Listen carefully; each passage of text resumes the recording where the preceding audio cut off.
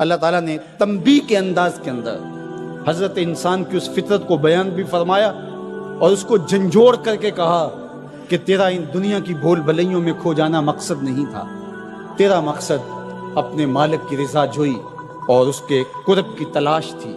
تو فرمایا بل توسرون الحیات الدنیا، تمہارا ترجیحی انداز کیا ہے کہ تم دنیا کی جیتی زندگی کو ترجیح دیتے ہو، والآخرۃ خیر وابقیٰ، حالانکہ آخرت بہتر بھی ہے اور آخرت دائمی بھی ہے، نہ ختم ہونے والی زندگی ہے آخرت، کبھی ختم نہیں ہوگی۔ یہ دنیا جتنی بھی ہو، ایک آدمی 100 سال بھی زندگی پائے تو پھر بھی تو موت ہی ہے۔ حضرت موسیٰ علیہ السلام کے پاس جب قبض روح کے لیے اسرائیل آئے تھے تو پوچھا کدھر آئے ہو؟ کہا قبض روح کے لیے آیا ہوں، تو انہوں نے تھپڑ لگا دیا تھا، فلطم علی وجہہ۔ تو واپس چلے گئے تو کہا مالک ایک ایسے شخص کے پاس بھیجا جو مرنا ہی نہیں چاہتا، تو کہا پھر جا میرے بندے کے پاس، اور اسے کہہ کہ ایک بیل کی پشت پہ ہاتھ رکھیے گا اور جتنے بال نیچے آئیں گے اتنی عمر بڑھا دے۔ حاضر خدمت ہوئے، پوچھا کہ پھر دوبارہ آگے ہو؟ کہا کہ بس آپ کے عمر کے اضافے کا سندیسہ لے کر آیا ہوں، کسی بیل پہ ہاتھ رکھیے گا، جتنے بال نیچے آئیں گے اتنی عمر بڑھا دی جائے گی۔ تو بولے پھر کیا ہوگا؟ کہا پھر موت۔ کہا اگر پھر بھی ہے تو ابھی روح قبض کر، 100 سال بھی جئیں گے تو پھر بھی موت ہے، موت ہے ہنگامہ آرا کلزم خاموش میں، ڈوب جاتے ہیں سفینے موج کی آغوش میں۔ اگر کسی نے ہمیشہ رہنا ہوتا اس ظاہری زندگی میں تو انبیاء کو موت نہ آتی، لیکن یہ ضابطہ ان پر بھی پورا ہوا۔ شہنشاہ، کج کلا بادشاہ، بڑے بڑے حکامہ، دانشور، صحت مند افراد بھی آغوش موت میں اتر گئے۔ میں اور آپ ہوتے کیا ہیں؟ ہم تو ایک ایسا جرثومہ جو خوردبین سے بھی پورا دکھائی نہیں دیتا، اس نے پوری دنیا کو ہلا کے رکھ دیا۔ انسان ذرا دیکھ تو ہے کیا؟ وَمَا يَعْلَمُ جُنُودَ رَبِّكَ إِلَّا هُوَ، اللہ کے لشکروں کو تو جانتا ہی نہیں ہے کہ اس کے لشکر کیسے۔ وہ لنگڑے مچھر سے نمرود کے تکبر کو خاک میں ملانا جانتا ہے، وہ ابابیلوں سے ہاتھی مروانا جانتا ہے، وہ کرونا وائرس سے پوری دنیا کا نظام معطل کرنا جانتا ہے، اس کے لیے کوئی مشکل نہیں ہے۔ وَالْآخِرَةُ خَيْرٌ وَأَبْقَىٰ، کہا آخرت بہتر بھی ہے، دائمی بھی ہے۔ زندگی تو گزر ہی جاتی ہے جیسے گزرے، اصل زندگی آخرت کی زندگی ہے۔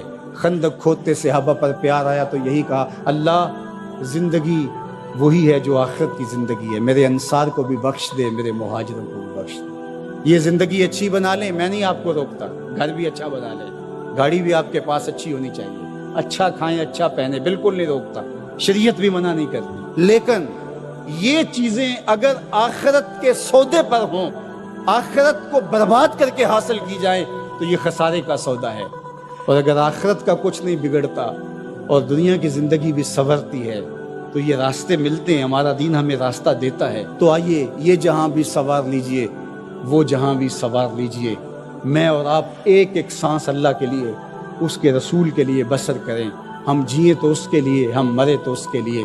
اللہ ہم کو دنیا آخرت کی بلائیاں نصیب فرمائے۔ انسانی فطرت ہے کہ وہ بھاگتا ہے نفع کی طرف، اور دنیا کی زندگی اس کے لیے ایک میٹھا خواب ہے، حلم کہا گیا، میٹھا خواب، اور وہ بھول جاتا ہے کہ یہ سب کچھ ٹوٹ کے بکھر جانے والی چیزیں اور سب کچھ یہاں رہ جانے والا ہے۔ دنیا اس کو میٹھی لگتی ہے، دل آویز لگتی ہے، اور اس دل آویزی میں اتنا کھو جاتا ہے کہ وہ اپنے مقصد زندگی سے منحرف ہو جاتا ہے۔ جو اس کا مقصود حیات تھا، جس کے لیے اس کی تخلیق ہوئی ہے، اس سے وہ پھر جاتا ہے۔ جب کسان ہل چلاتا ہے اور فصل پکتی ہے تو چڑیاں آ کے اس فصل کو چگ جاتی ہیں، کچھ دانے اٹھا کے لے جاتی ہیں۔ تو روایت میں آتا ہے کہ وہ اٹھائے ہوئے جو دانے چڑیاں لے گئی ہیں، اللہ ان کو بھی اس کسان کے نامہ اعمال میں صدقے کے ثواب میں لکھتا ہے۔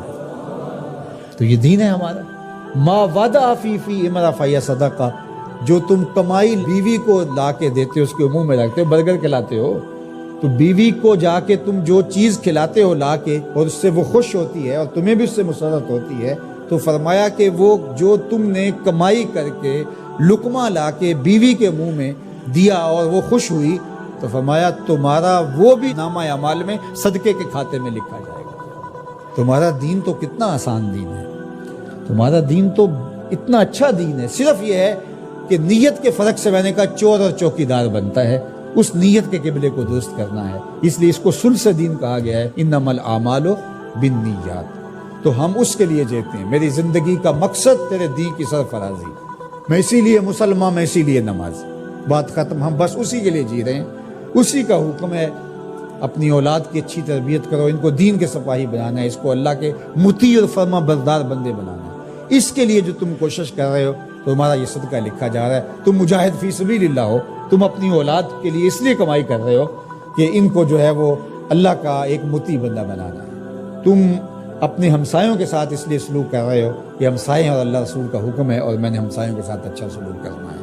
تم رشتہ داروں کے ساتھ نبھا رہے ہو ان کے تلخ رویوں کے باوجود بھی کہ اللہ رسول کا حکم ہے لہٰذا میں توڑ تو نہیں سکتا، لہٰذا اللہ اس کا بھی تمہیں اجر عطا کرے گا. ان تلخ رویوں کا تمہیں تمہارے نامہ اعمال میں اجر و ثواب لکھا جائے گا جو تم سہتے ہو اور برداشت کرتے ہو. تم سردی سہتے ہو، تم گرمی سہتے ہو، تم مشکلیں سہتے ہو. تو یہ ساری تمہارا دین ہے، کیونکہ تمہارے دین کو اللہ نے بہت خوبصورت بنایا ہے. تمہارا دین اور تمہاری دنیا الگ نہیں ہے. ایک صحابی کو حضور نے دیکھا کہ وہ بہت کمزور تھا. فرمایا کہ تمہاری یہ کیا حالت ہے، تم اتنے کمزور ہو؟ اس نے کہا میں نے اللہ سے ایک دعا مانگی تھی، شاید وہ قبول ہو گئی. فرمایا کیا ہوا؟ میں نے دعا مانگی تھی اللہ جو آخرت کے حصے کے دکھ ہیں وہ بھی دنیا پہ بھیج دے اور میری آخرت صاف ہونی چاہیے. تو شاید میری دعا قبول ہو گئی ہے اور مجھے بہت ساری بیماریاں، دکھ اور اذیتیں ہیں جنہوں نے مجھے گھیر رکھا ہے. تو اس پر حضور خوش ہونے کی بجائے اسے ناراض ہو کے کہا کہ تو نے یہ کیوں کہا کہ آخرت کے حصے کے دکھ دنیا پہ آ جائیں؟ تو نے یہ کیوں نہیں کہا ربنا آتنا فی الدنیا حسنۃ وفی الآخرۃ حسنہ؟ اللہ مجھے اس جہان میں بہتریاں دے دے، اس جہان میں بہتریاں. تو یہ زندگی اچھی جئیں، اچھی سواری، اچھی بیوی اور کشادہ مکان انسان کی خوش قسمتی سے، مسلمان کی، مومن کی خوش قسمتی سے بتایا گیا ہے. اچھا اللہ آپ کو گھر دے، اس میں آسودہ رہیں. اللہ آپ کو اچھی فرما بردار نیک صالحہ بیوی دے، بہت اچھی بات ہے. اللہ آپ کو اچھی گاڑی دے دے تو اس میں کوئی گناہ نہیں ہے، کوئی برائی نہیں ہے، اچھی بات ہے. یہ نہیں ہے کہ دین یہ ہے کہ آپ اپنے تن کے کپڑے بھی اتار کے پھینک دیں اور سردی میں ننگے ہو کے بیٹھ جائیں، یہ کوئی دین ہے. یہ نہیں ہے. ہمارا دین کیا ہے؟ تمہاری نیت کا قبلہ درست ہو.